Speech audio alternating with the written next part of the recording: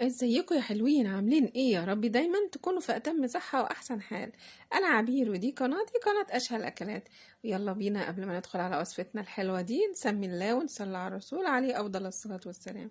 هتعملي النهاردة ايه يا عبير؟ هنعمل مكرونة بشاميل بالجمبري. ايوه بالجمبري. بصوا زي ما انتوا شايفين كده انا غاسلة الجمبري حلو. الجمبري كان مخلي وغسلته حلو وحطيت له الكمون والفلفل والملح والثوم. كده بس يا عبير. ايوه كده بس التتبيله دي، وسيبيها واركنيها على جنب كده شويه، وبعدين نرجع لها واقول لكم هتعملوا ايه. يلا بينا يلا بينا. كده جبت طاسه وحطيت فيها الماده الدهنيه بتاعتي. بتحطي سمنه بقى بلدي بتديها طعم حلو قوي. مش عندك حطي زيت، حطي سمنه نباتي زي ما تحبي. اللي موجود عندك اعمليه. مش بقى يعني بقولك حاجه معينه. عندك زبده ماشي، عندك اي حاجه ماشي.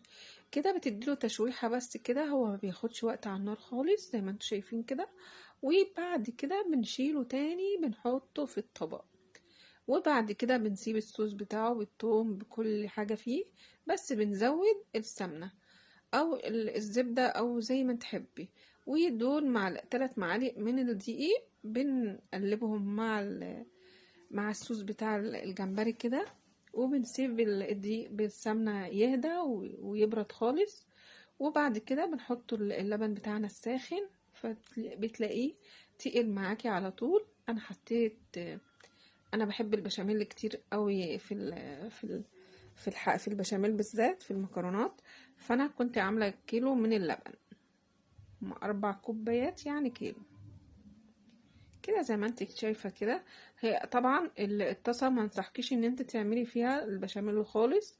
ممكن تعملي في حله، حتى ممكن تعملي الجمبري برضو في الحله عادي وتشيليه، وبعد كده تعملي مكانها الايه البشاميل، لان بهدلت لي الدنيا. كده بنجيب حله على النار ونحط فيها الميه للمكرونة ونسيب المكرونة تتسلق 90% كده من سلقها، لان انا بحبها كده تبقى مستوية.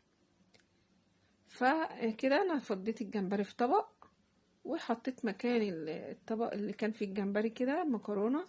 ليه عبير؟ هنشربها بالبشاميل، عشان انا بحب كل حتة كل مكرونية بتتشرب من البشاميل.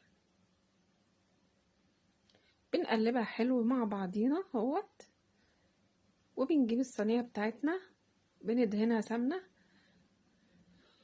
سيام هي ما بتلزقش او بتلزق، بس بندهنها سمنة. وما منصحش ان انت تحطي في قاع الصينية بشاميل، عشان المكرونة بتبقى لسه مستوي يعني ما غليتش لسه، والبشاميل من تحت بيتلهف كده ويتحرق.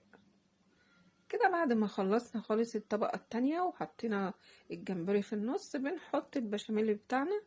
وعندك فلفل الوان بتحطي، ما عندكيش يبقى الفلفل اللي موجود عندك وخلاص. اللي موجود عندك متاح حطيه. كده زي ما انتم شايفين النتيجة في الاخر اهي. هندخلها الفرن على درجة حرارة عالية، ما بتاخدش نص ساعة وبتطلع على طول، لان كل حاجة مستوية فيها زي ما انتم شايفين كده. الجمال والحلاوة بصوا حلوة جدا. مش عارفة اللقطة اللي هي انا بطلع من الصينية هي ما جتش ليه بجد. يعني انا ده تاني مرة اسجله عشان اللقطة تيجي.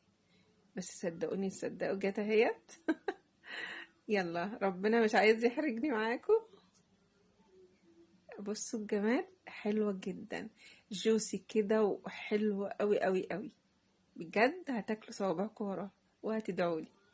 اقول لكم باي باي ومع السلامة. ادعولي دعوة حلوة من قلبكم.